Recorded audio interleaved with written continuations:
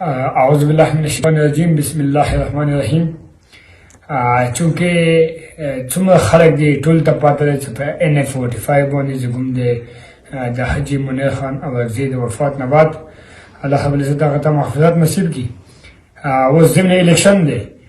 دې حوالې سره زموږ د خلک ټول جذباتو کې دي، مختلفو کینډیډیټو چې کوم کارکنان دي. مو خپل هم زموږ د اعظم خان چې آزاد او امیدوار دی د هغه یو کارکن مولانا فرید خان صاحب چې هغه په خپلو جذباتو کې جذبات کنټرول نه شولو، نو دې زموږ د علماو پسې غلطې خبرې داسې کړي دي. نو په دې باندې مو په زور د دې مزاحمت کوو او مو زموږ د څومره خلک دي ټول علماو کرام، مفتیان صاحبان، یا د JI چې کوم ورکر دي یا د جمیل خان کوم ورکر دي چې هغو ته نقصان رسېدلی وي، هغو ته تکلیف رسېدلی وي، یا د ملک صاحب ملک فخر زمان صاحب د هغه څه کوم کارکنان دي، د PTI کارکنان، یا د رفیع الله چې کوم دي د پیپل کارکنان، دین علاوه محمد اسماعیل مخلص آزاد امیدوار د هغه کارکنان وي، یا عثمان شریف شولو، څومره هم څه کارکنان دي هغو ته تکلیف رسېدلی مو د ټولو زه کوم دی معافي غواړو. او دین علاوه چې کوم خلک مو سره راځي، چونکې زه کوم د الیکشن کې خلک زیات وي، هر یو سړي ته ټایم ورکولی نه شي، څوک به خفه شوي، سپیشل بدمي والا څه ملګري یا نور داسې څه ملګري چې هغوی مو لهجې نه زه کوم دی هغوی ته نقصان رسېدلی. علاوه چې کوم خلک مو سره راځي، چونکې زه کوم د الیکشن کې خلک زیات وي، هر یو سړي ته ټایم ورکولی نه شي، څوک به خفه شوي، سپیشل بدمي والا څه ملګري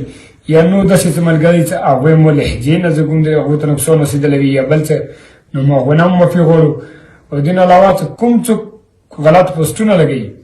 زه د اجازه سوال کوم که هغه JI والا دي که PTI والا دي یا د څوک پیک ایډیالسټ ولري،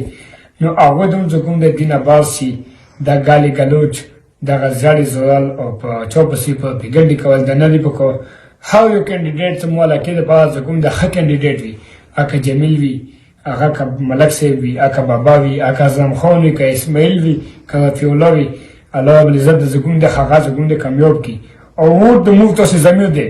څومره خلک دي صحیح سړی منتخب کړئ، کوم سړی چې تاسې علاقې دپاره تاسې حلقې دپاره مناسب وي چې هغه زموږ د تاسې خدمت کولی شي، هغه دپاره ووټ واچوئ. خو پلیز ګالې ګلوچ زموږ دا شی مه کوئ. په آخري کې زموږ د خپل کارکنان اعظم خان څومره کارکنان دي، هغوی ته دا ریکویسټ دی، دا سوال دی چې هغوی چا پسې زیارې مه کوئ، چا پسې غلط پوسټ، چا پسې پروپیګنډې مه کوئ. او که نور کینډیډیټ څومره کارکنان دي هغوی کوي، هغوی ته هم سوال کوو چې هغوی دې مه کوئ. د چا شخصیت د چا عزت څه کوم دی تارګېټ کوي مه. مهرباني مننه.